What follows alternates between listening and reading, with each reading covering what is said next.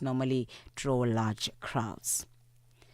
South Africa's Border Management Authority Commissioner Mike Masiapato has hailed the use of drones to combat crime at the Bridge Border Post in Masina in the Limpopo province. Dr. Masiapato says they procured the drones in 2023 and officially launched them in April this year.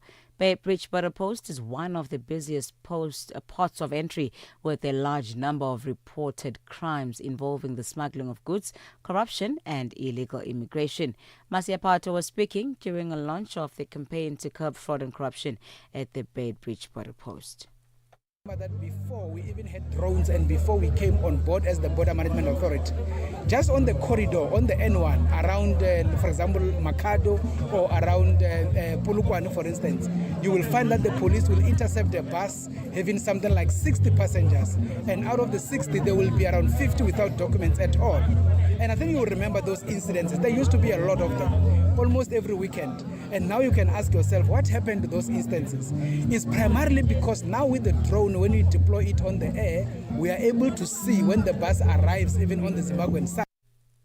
The reopened inquest into the death of anti-apartheid activist and Black Consciousness Movement founder Steve Biko in South Africa has been postponed to January the 30th next year. Biko died in September 1977 after apartheid police tortured him. He had suffered from extensive brain damage and kidney failure. National Prosecuting Authority Regional Spokesperson Luxolo Tjali says 2 persons of interest have applied for funding from the state. The matter has now been postponed again to the 30th of January for the further case management that is necessitated by the funding that has not been confirmed for the 2 persons of interest who were former police officers. They have applied for the state to fund their legal representation, and that has to be confirmed before we can go ahead. And lastly, Ukraine has suspended its justice minister as part of the major criminal investigation into corruption in the energy sector. This comes a day after prosecutors accused a close ally of President Volodymyr Zelensky of orchestrating a massive $100 million embezzlement scheme. The BBC's James Lendale. Among those being investigated are the former energy minister, Herman Halushenko, who was suspended from his current post as justice minister. Another suspect is Timur Mindic, a businessman ally of President Zelensky, who's fled the country. The allegations come as many Ukrainians suffer lengthy power cuts due to Russian attacks. People have already voiced their anger on social media about the scandal, which threatens public trust in the government. Recapping on your top stories, a helicopter crash that killed Ghana's Minister of Defense and Environment, along with 6 other people, was caused by poor weather conditions. After a 2-month probe, investigators found that the aircraft lost altitude and lift due to downdraft, which is a downward current of air. Channel Africa News, I'm Oneli Tsinzi. SABC News. The African Perspective. And coming up in your sports news this hour, CAF as well as Suzuki conclude an agreement making Suzuki an official global partner of the upcoming AFCON tournament, while Toto Wolff sells his stake in Mercedes. Details of these and other stories coming up at 4:30. Channel Africa. Your Africa, your voice, your channel. Channel Africa. The African Perspective. It is exactly 7 minutes after 4 p.m. Central African time. A very good afternoon to you, Africa. Here's what we've got on the agenda for you today. As was speculated, you'll remember we covered this quite a bit yesterday as we were anticipating the finance minister's medium-term budget policy statement. He has decided... The Finance Ministry has decided to reduce the inflation target to 3%. What exactly does this mean, and what impact will it have on the inflation, and what impact will it have on the economy? How will this be introduced? Is it going to be a gradual process? We'll be speaking this afternoon with our reporter Dimakatso Leshoro. Also, he really thought this was the end, didn't he? That's Nkosana Makate. You will remember he is the former employee of Vodacom who has recently reached an out-of-court settlement with Vodacom, having secured millions of rands. We don't quite know how much. That has not been disclosed. But now, the story thickens. A third party has emerged. It's a company or an entity called Black Rock Mining. We'll be speaking to their attorney this afternoon. What they're saying is that they are due 40% of whatever the eventual award was for Makate. They say that this is contractually binding, and indeed it was a contract, they say, they entered in 2011. We'll find out the details of that this afternoon. Do continue engaging with us. We are on all the various social media platforms. Every voice matters. Every moment counts. Celebrate life with Channel Africa. The African perspective. Now in your pocket. Now, South Africa's Finance Ministry has decided to reduce the inflation target to 3%. This follows comments by the country's Reserve Bank Governor, Lesitja Kganago, that the bank's preference is to target inflation. Delivering the medium-term budget policy statement in Parliament, the Finance Minister, Enoch Godongwana, says the 3% inflation target is expected to limit government finances in the short term, but reduce the cost of living and borrowing for households. The new target immediately replaces the previous target range of between 3 and 6% and will be implemented over the next 2 years. For more on this, we joined this afternoon by our reporter, Dimakatso Lishoro. A very good afternoon to you, Dimakatso. Let's start off with an understanding of what it is that prompted the shift from the previous inflation target range of 3 to 6% to the new 3% target. Hi, Thami. So this was brought on by the Reserve Bank. As you know, their mandate is to target inflation, and they've been working with this very broad and wide range of 3 to 6%.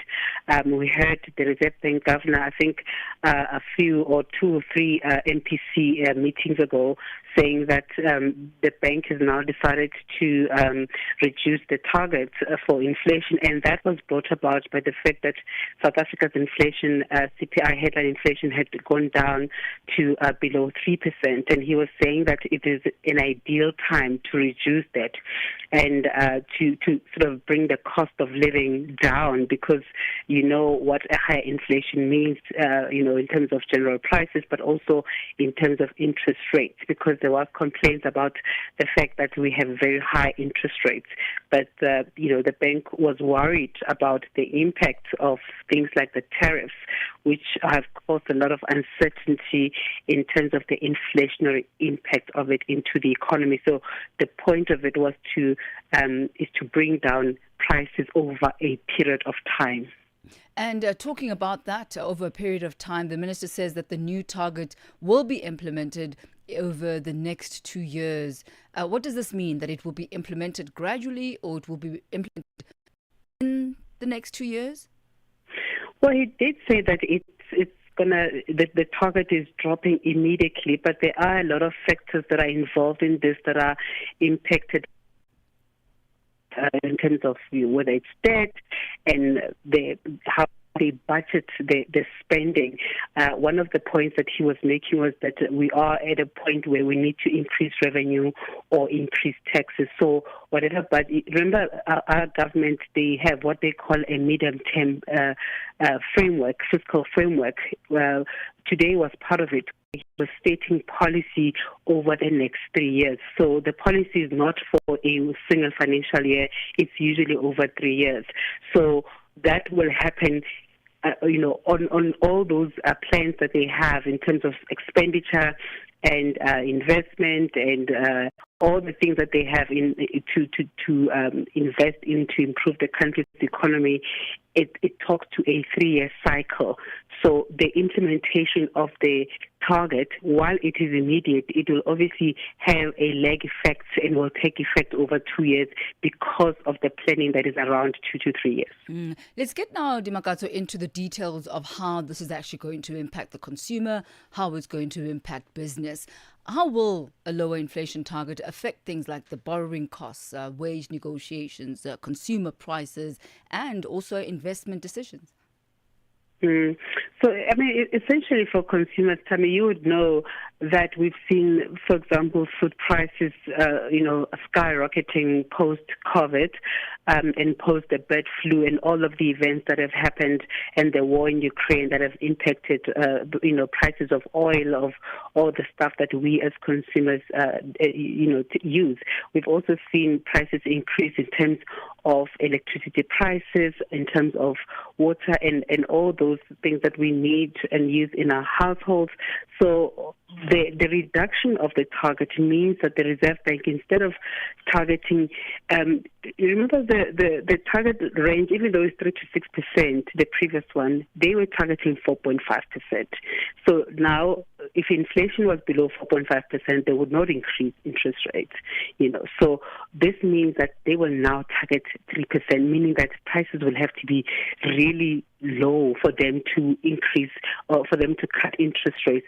It will help consumers in the long term. For now, it will be painful because it will mean that interest rates will not go down until the inflation is below 3%. But also, Thami, the minister has spoken about the fact that the SARS revenue service have exceeded expectations in terms of revenue collection. They've collected about 19 billion rand more, meaning that there's now room to spend on elections that we're having next year, on things that they may have not had a budget for. So he's saying that there are things that they don't have money for next year, like election. That is it has a big price tag, but they are paying for those things now because there is this excess that they have in terms of revenue collection. He also made a crucial point to me that our debt to GDP is now stabilizing, meaning it's not going up for the first time since 2008. It will now peak at 77.9%. So this is a positive budget. The inflation thing, we were expecting some announcement on it because there's been this back and forth between National Treasury and the Reserve Bank. So that's now been put to bed. So, a lot of what's coming out in terms of the reactions from political parties as well is that now we need to get to working and making sure that the money that the government says they have as excess in terms of revenue collection is spent properly and there is no corruption. Dimakatso Lushuru, we'll leave it at that for this afternoon. Thank you for a reportage of the results of the medium-term budget policy statement. Thank you. Thank you, Thami. She takes us to exactly 16 minutes after 4 p.m. The voice of the continent, now online, with all your sports fixtures, lifestyle, and more. So while Vodacom has settled with Nkosana Makate, it appears that another party claims it is entitled to 40% of that award. According to reports, a company called BlackRock Mining, which is registered in the British Virgin Islands, says there is an agreement that's currently in place to this effect and that agreement was signed in 2011 when Makate's legal battle seemed financially insurmountable. Now, under the said agreement, the company was to cover all litigation costs in exchange for 40% of any eventual award. For more on this, we joined on the line by BlackRock Mining's attorney, Snenhlanhla Ngubeni. A very good afternoon to you, Snenhlanhla. Welcome to Africa in Business. Good afternoon, Thami. Thank you for having me on your show. So give us a little bit of background as to who you are as BlackRock Mining and why it is that you are surfacing now. I think I just need to clarify that I am the attorney for BlackRock Mining. I'm not myself personally invested in BlackRock. However, BlackRock Mining is a litigation funder. As you would know, it's registered in the British Virgin Islands, and they've financed a number of other cases in as far as where people required litigation financing. Now, in 2011, Mr. Makate went to or approached the directors of BlackRock Mining with a view of obtaining financing or funding for his litigation against Vodacom, which has now, of course, been popularly known as the Please Call Me case. Right. So this agreement, you say, was signed in 2011? Yes, it was. It was signed in 2011. All right. In fact, it was attached to a letter of demand which we sent to the the attorneys for Vodacom and Mr. Makati's attorneys. I think my understanding is that that letter has since been leaked and it's publicly available. Right. So could you summarize the key terms of that 2011 agreement? In essence, our client would provide funding for Mr. Makati's litigation against Vodacom, and in exchange for that, our client would be entitled to 40% of the proceeds of whatever amount the parties ultimately settled at, or whatever was paid to Mr. Makati following a successful outcome via the court processes. And did the company provide funding for that litigation? That is our submission. Yes, that is our submission. They did do so. They did provide the funding. Yeah. Right. So it is reported that Makati's legal team say that that deal was terminated in 2015. Is that something that you dispute? Yeah, that's been disputed over. I mean, aside from the Vodacom Please Call Me case, there's been litigation between the parties for some time now. It's not something that's new. The litigation's pretty much been ongoing since that 2015 date. However, as we state, we believe that there is valid performance from our side and our client, and we feel that our client should therefore be compensated with the 40% that is entitled to. All right, so let me see if I understand this. So you're alleging that in 2011, the agreement was signed, that the company BlackRock Mining did contribute towards at least a portion of the litigation costs. According to Makate's legal team, that particular agreement that was signed in 2011 was terminated in 2015. Was there further engagement or further payments that were made by BlackRock Mining to Makate's legal costs post 2015?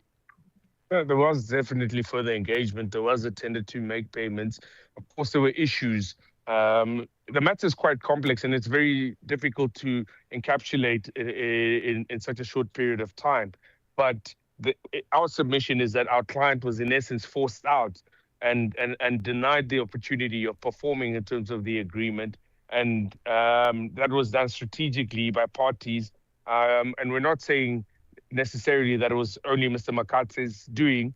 You must understand there are various parties involved in this matter, and it's not just an issue between BlackRock and Makate. There are other parties that are involved. So it's very difficult to encapsulate in a few words. But we are ultimately saying that our client performed in terms of the agreement, in terms of fulfilling all its obligations. So there are some legal commentators who question the practicality of enforcing this agreement, and that is given its age and the prior judicial references to its termination. How do you respond to these concerns regarding the age of the agreement and these prior judicial statements?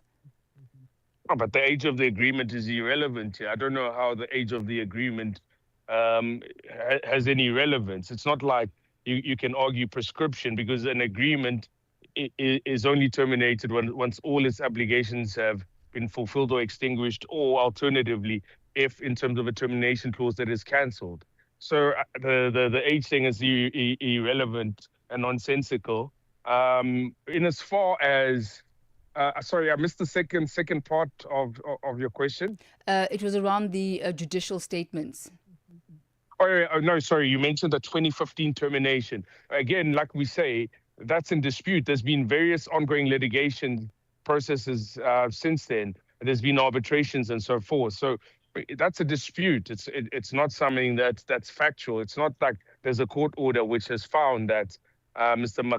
Makate validly cancelled the agreement. That's not the case. So there is no paper trail of that termination. Is that what you're saying? No, what I'm saying is this. Ultimately, a court has to adjudicate whether an agreement was validly cancelled or not. It's not for me or you to determine whether it was cancelled. If I dispute your termination, and this is at best case for Mr. Makate, if we say he did do that, it's still not, it can still then be ratified by a court through a court order. Ultimately, the courts are the biggest, the final arbiters of legal disputes. So what is it that BlackRock is wanting at the moment? Is your client wanting that 40% that was originally within the original agreement, even though they didn't take this particular case all the way up until the end? Or is your client wanting perhaps a reimbursement plus interest over what they spent on this case? Very good question. Very good question.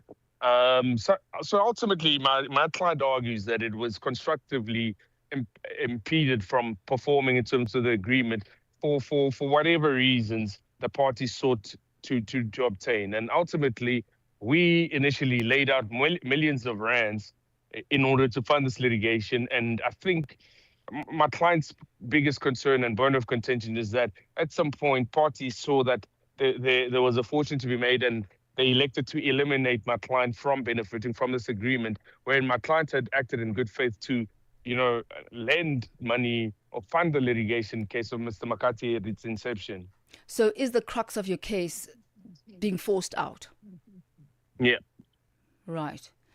Is BlackRock open to mediation or settlement discussion, and under what terms might the company consider an alternative resolution?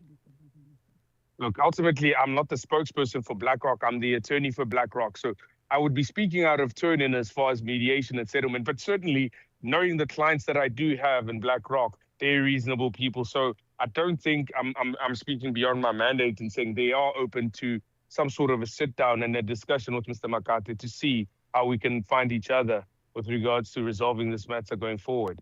And what is going forward looking like? Look, it's ultimately not what we want to do, but it looks like our client will be bringing an urgent court application to interdict the payment from Vodacom to Mr. Makate. And do you know how much we're talking about? Discuss, unfortunately, I would be exposing myself to significant risk in as far as the agreements between the parties.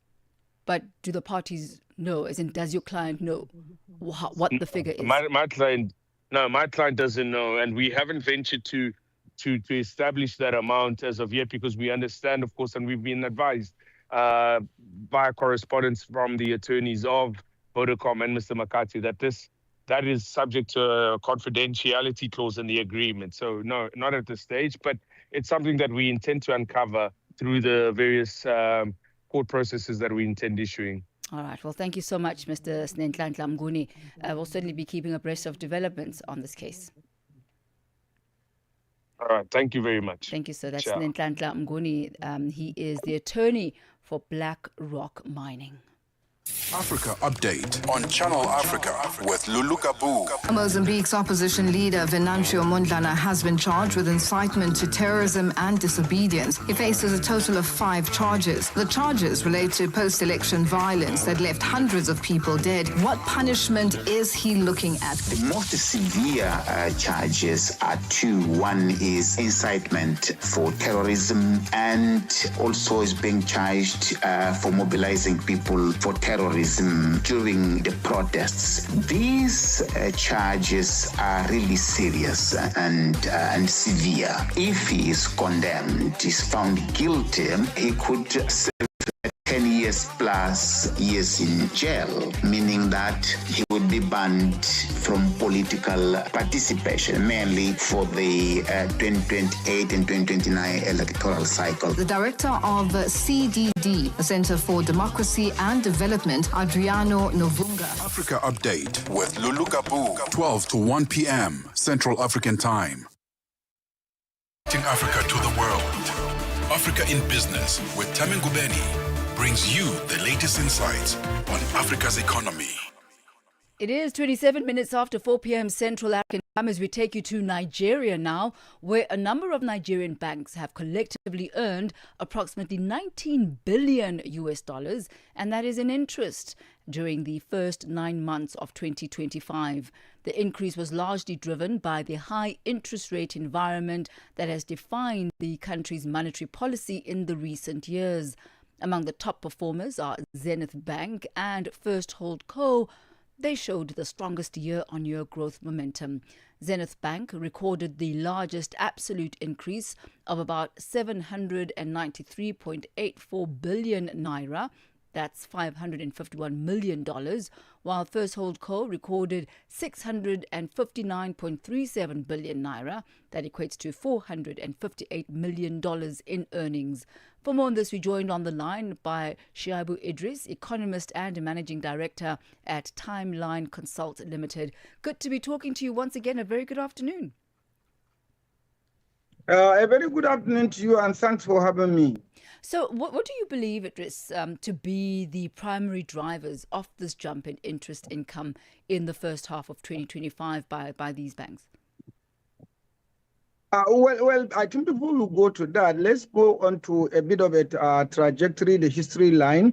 Over the years, in the last, 25, 30, or even longer years, Nigerian banks are known to have always been earning significantly high interest rate or incomes that they earn from operations. So much so that the Federal Republic of Nigeria at one time did introduce what is called a super tax profit. So in addition to company income tax, an additional tax is being levied on banks because of the excessive profitability of operating in Nigeria. However, while it is indeed the fact of the matter that about $20 billion has been earned by these banks, while in the last couple of years when I was in the banking industry, one can say clearly, yes, the profitability is high, but when you look at the other side of the income statement, that is the expenditure,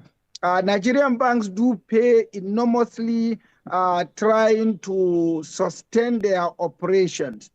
Electricity is in short supply. We are in a kind of a situation.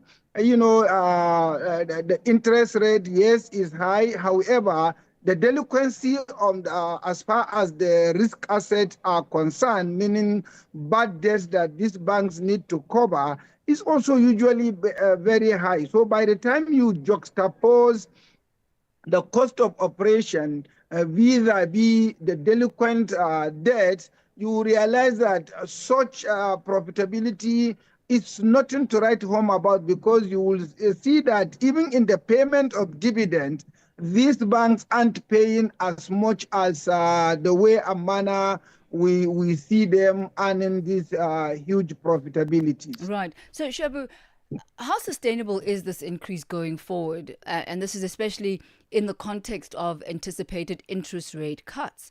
And what would be the scenario if earnings for the banking sector continue to come down?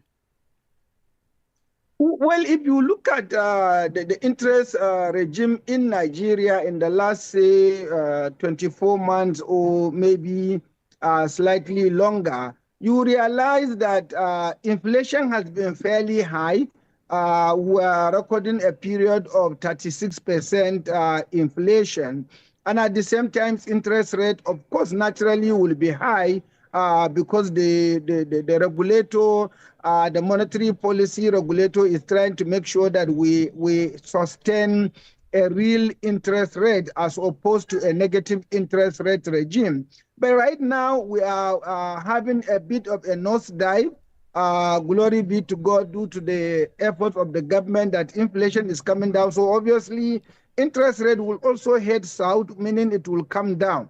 Now, is the ability to generate 19 billion over the next 3-4 years annually sustainable? I think the answer is yes, largely because while interest rate may come down, correspondingly, the risk asset position of this bank will increase. So the banks will naturally work assiduously trying to make sure that their revenues does not come down, and to make sure that they have a sustainability kind of regime. Remember, we are witnessing an era of capital increases as ordered by the industry regulator, the Central Bank of Nigeria. So these banks will naturally work even harder to make sure that this interest income is not only sustainable, but is maintained, because they have to service their shareholders, increase number of shareholders, and the return on investment has to be sustained. So it is likely going to be sustainable. All right. Thank you very much, Shabi Idris, economist and managing director at Timeline Consult Limited. Thank you very much for your time, sir. Thank you for having me. Thank you. Thank you, sir. I mean, it's really worth noting as well that Moody's has also reacted to this. And what they've said is they've warned that the recent central bank rate cut could impact future profitability unless loan volumes rise. So that is a warning as well that's worthy of mentioning as we speak about the issue of interest rates in Nigeria. It is 33 minutes after 4 p.m. Central African time. Let's take you now to the markets desk where Chanduko Ligege is standing by with your latest market indicators. Business News on Channel Africa. The African Perspective. Thank you, Thami, and good afternoon. $1 is trading at 17 Rand 15 in South Africa, Botswana 13 Pula 24, Namibia 17 Namibian dollars 15, Zambia 22 Kwacha 58, Kenya 128 shilling 24, Ethiopia 153 Big 56, Uganda 3,000 shilling 522, Tanzania 2,000 shilling 450. $1 in Nigeria is 1,000 naira 436. Egypt 47 Egyptian pound 10. Tunisia 2 dinar 93. Algeria 129 dinar 66. Morocco 9 dirham 12. Angola 911 kwanza 17. The Congolese franc is at 2,132. Commodities: gold is at $4,128. Platinum at $1,579 per ounce. The price of Brent crude oil at $64.33 a barrel. That is all from me. For any business stories you'd like to share with us, please send us an email to newsroom@channelafrica.co.za, or you can call us on +27 11 714 4459.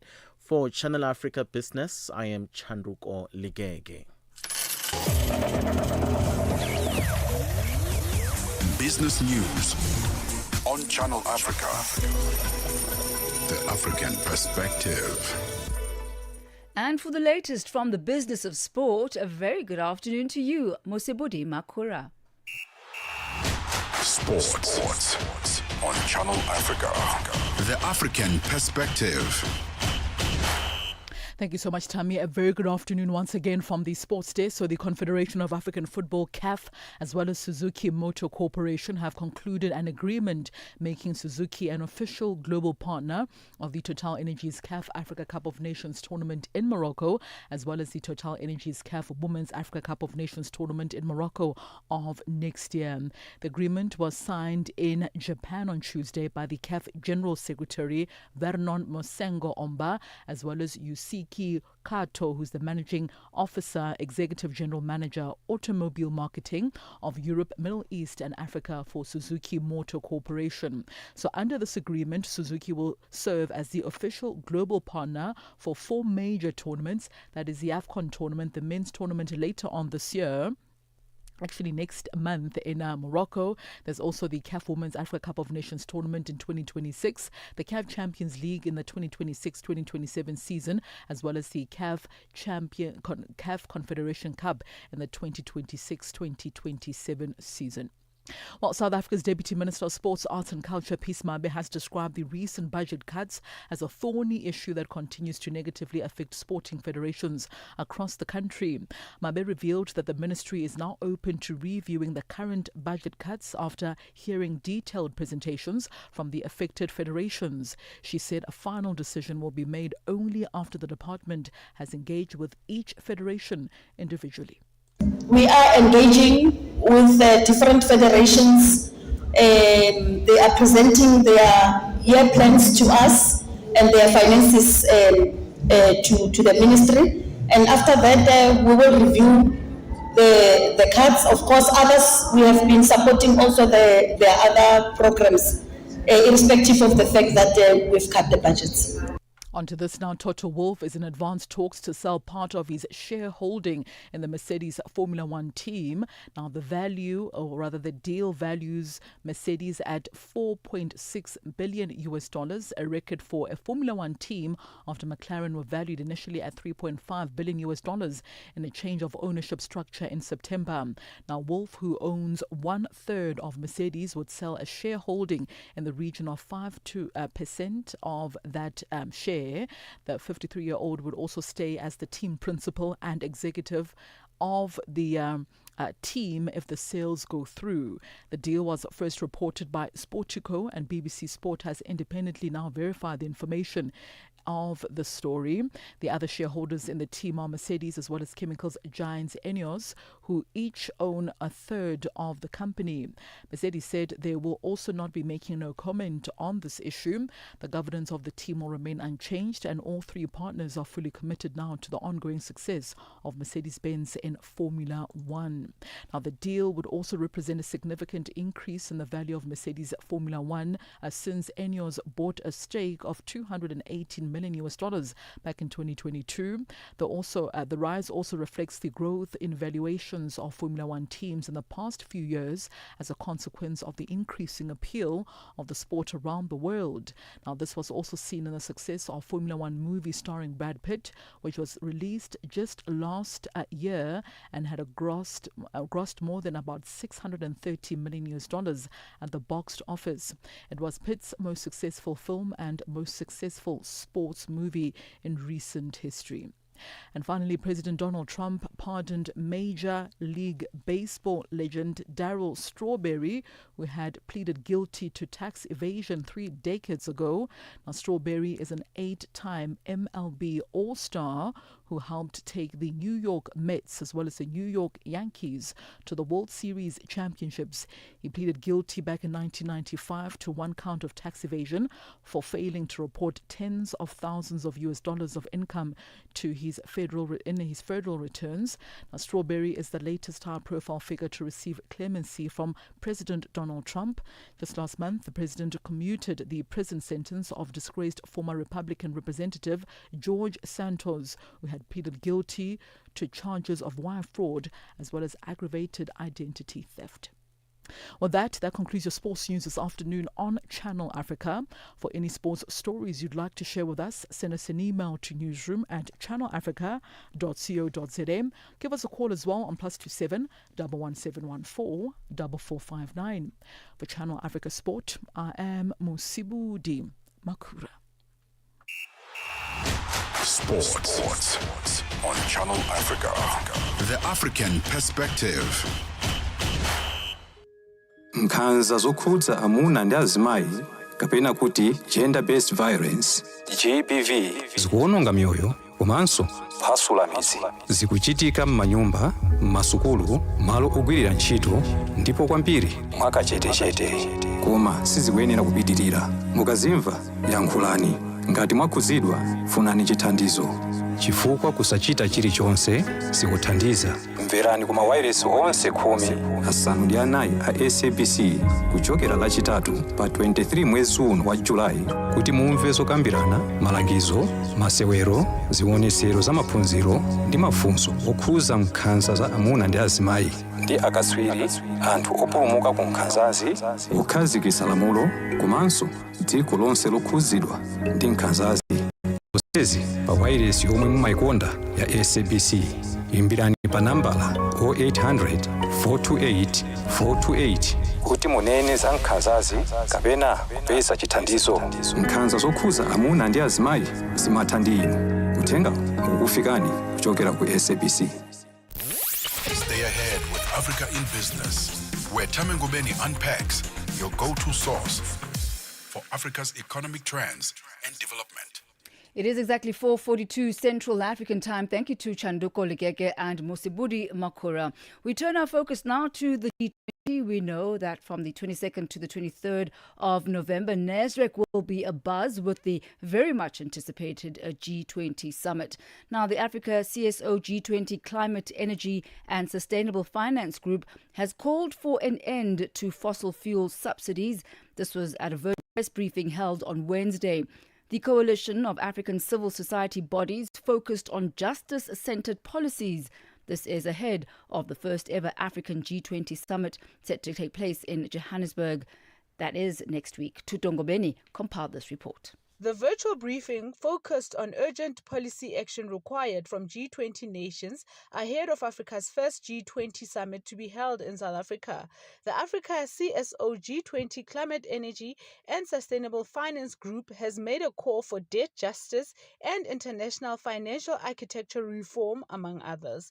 This briefing provided the final and most comprehensive set of demands from the African civil society for the South African G20 presidency agenda. The ACG20 focuses on influencing the Sherpa and finance tracks. Tyler Booth, coordinator at ACG20, has called on the leaders at the upcoming summit to not make promises but deliver tangible action. We cannot keep delaying until there's a point we can't act anymore. The time to act is now. It's today.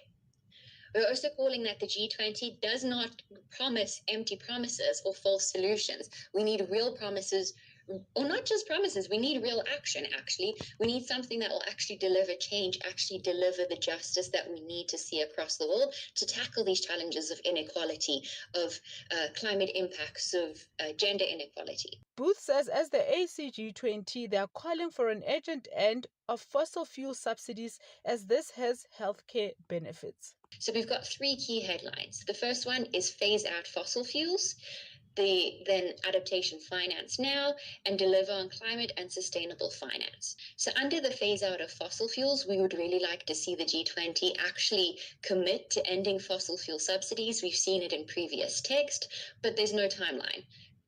Okay, it's all fair, say we'll phase out fossil fuels. Do you want to do that by 2100 or do you want to do that by 2030 or 2035?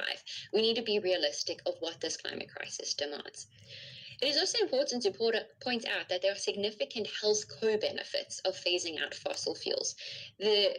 Globally, governments spend over $8 trillion on the health impacts of air pollution. This is also dubbed Africa's silent killer, and numbers estimate that air pollution alone kills more people than impacts from TB, malaria, and HIV/AIDS combined. She says before the US takes over the next presidency of the G20, there's a need for leaders to come up with real actions and real commitment. And so as the G20 moves to the US, we really need to make sure that this leaders summit comes out with real actions, real commitments, and doesn't go for the lowest hanging fruit or lowest common denominator. Meanwhile, Olawuni Olabusari, spokesperson for the ACG20, spoke on the issue of the just transition. Olabusari has called on the G20 leaders to honor existing climate finance commitments. We need G20 leaders to honor existing climate finance commitments, including the new collective quantified goal, the $1.3 trillion by 2035.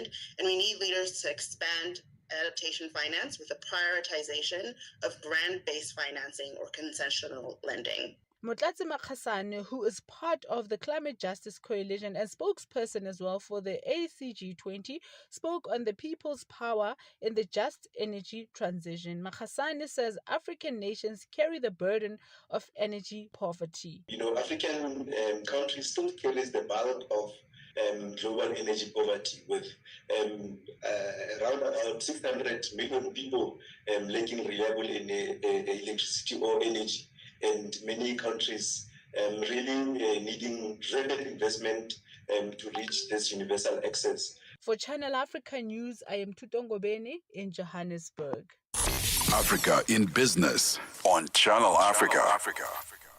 We take you now to the Kingdom of Eswatini, where the central bank says it's working to strike a balance between innovation in digital payments and ensuring consumer protection and data security.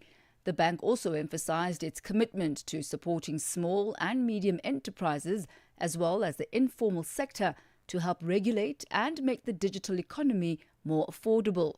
These remarks were made during the official launch of the 4th edition of the SIIPS, that is, the State of Inclusive Instant Payment Systems in Africa report, that's hosted by African Nenda Foundation in partnership with the Central Bank of Eswatini, the World Bank and the United Nations Economic Commission for Africa. Channel Africa's reporter Innocent Samosa has more.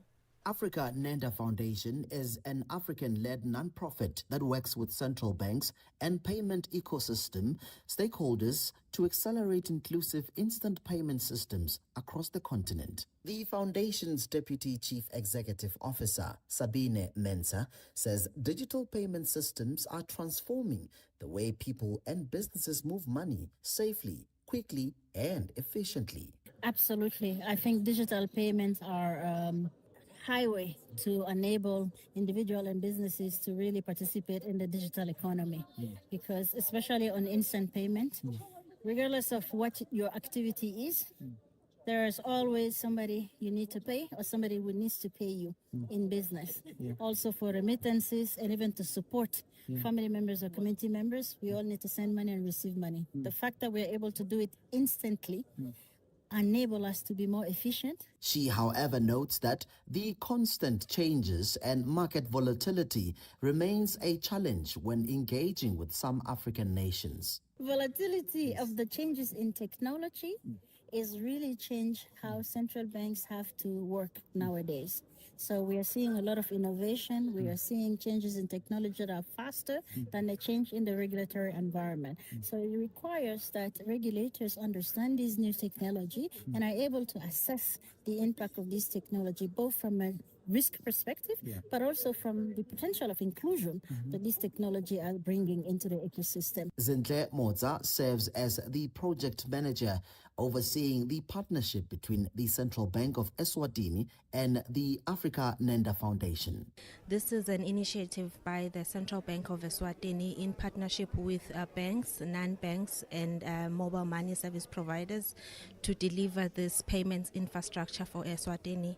So with that in mind, there has been a need to establish partnerships with various supporting entities, and with Africa Nenda, the partnership was established in early 2025. Brian Sitlongwani, the deputy head of IT at the Central Bank of Eswatini, says the bank is working to strike a balance between driving innovation in digital payments and ensuring strong consumer protection and data security. Our platform, because we're not only looking at the technology, but from a technology point of view, our platform is built to natively support security. The solution that we have adopted it's PCI DSS certified, meaning it enforces out of the box data protection. He added that the bank has strengthened its oversight of the country's digital payment systems to ensure they remain safe, secure, and well regulated. He now shares the next steps. So the next module on the implementation of the Eswatini payment switch is the rollout of an open banking module. Essentially, open banking deals with two broad service offering, account information sharing as well as payment initiation. What this does, it opens up for fintechs companies to introduce solutions so that consumers are not limited to what's already offered by their service providers. So this is going to introduce services like an e-commerce gateway. As Eswatini continues its digital transformation journey, the central bank says collaboration and innovation will be key to building a safer and more inclusive financial future. For Channel Africa News, I'm Innocent Samosa in Ezulwini, Eswatini. Channel Africa, the African perspective. It is exactly 4:51 Central African time as we start moving gradually out of Africa in business and into Vue d'Afrique. We say bonjour to you, madame. Bonjour Thami, bonjour à tous les auditeurs de Channel Africa. Je donne rendez-vous dans quelques minutes sur Vue d'Afrique. On parlera du Mali. Les hommages en faveur de Mariam Cissé ne tarissent pas. La TikTokeuse a été exécutée publiquement à Tonka. Et on parlera aussi du Tchad. Le pays annonce une mobilisation totale de plus de 15 milliards de dollars sur 5 ans à l'issue de la table ronde sur le plan national de développement.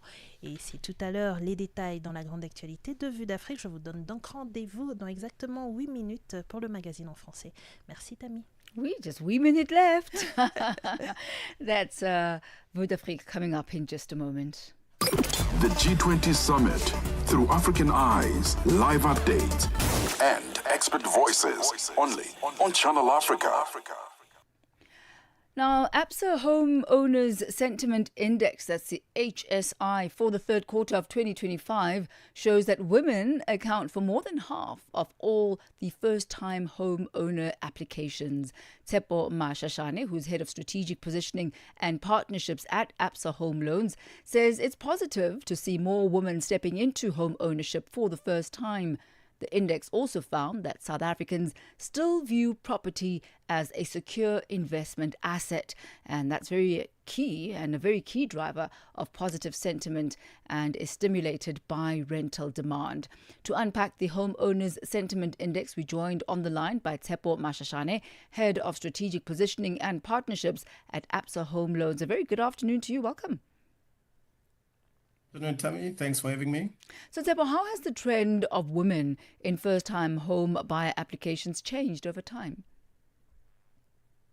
Tammy, we're certainly seeing that continued strong activity coming through from women in particular, and which I think is quite positive to be able to see that shift that is happening in the market, that more women are seeing property as an asset class that they wanting to be able to invest in, seeing it as an asset then that is more trusted in terms of being able to create a legacy, but also the insights also are showing that it is a milestone that women are certainly celebrating as they start to be able to enter the property market.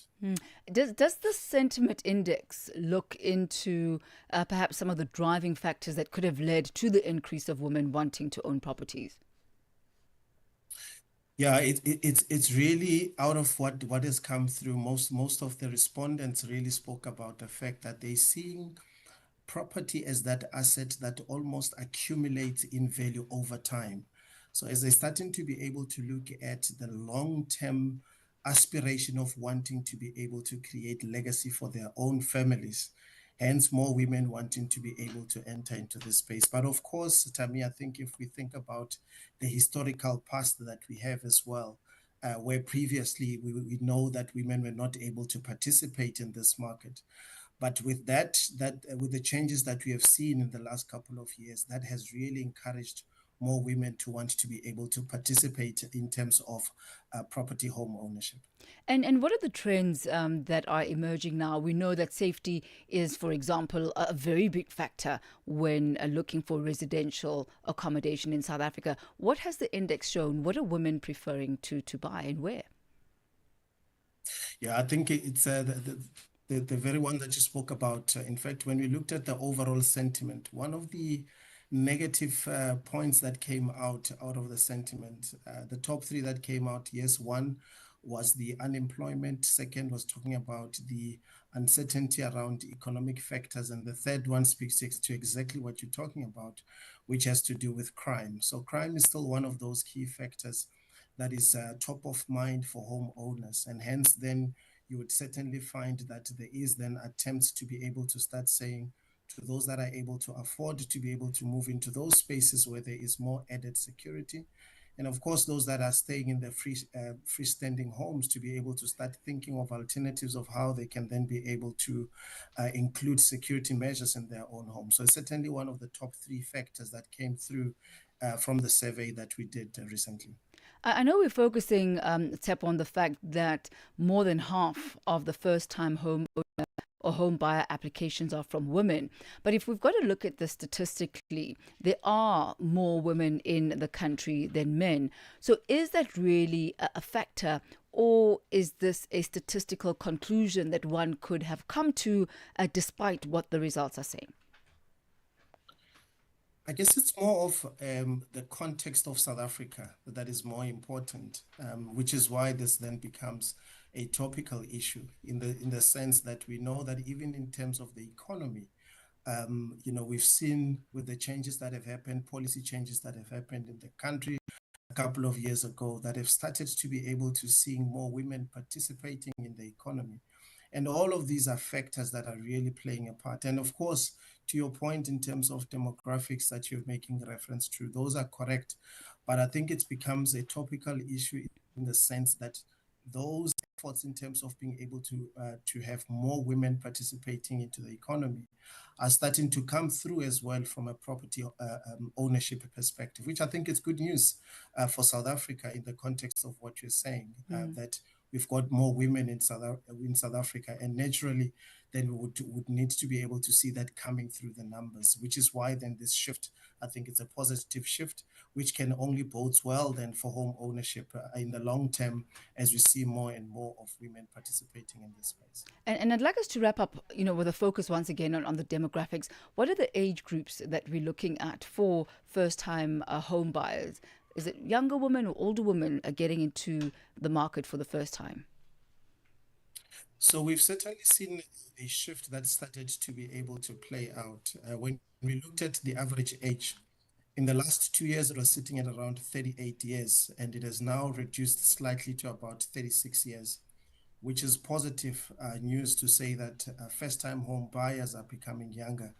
But I think, we would want to see that age starting to be able to go down even further, so that then we've got even more younger women and first-time home buyers in general getting into home ownership much, much earlier, because that on its own then starts to be able to give them an opportunity to not only get into owning the home for the first time, but also start exploring opportunity of investing into a second and a third property. Right. As we have seen from the sentiment index that there is that appetite as well in the country in terms of investing in property. All right, we'll leave it at that for this afternoon. Tsepo Mashashane, very interesting insights. And 36, that is quite, advanced in age to be entering the property market for the first time. And I think even that is worthy of, further investigation as to why, especially when you look at the age that, women would be getting out of university, etc. But we thank you very much, Tsepo. That's all we've got time for this afternoon. Have a good one.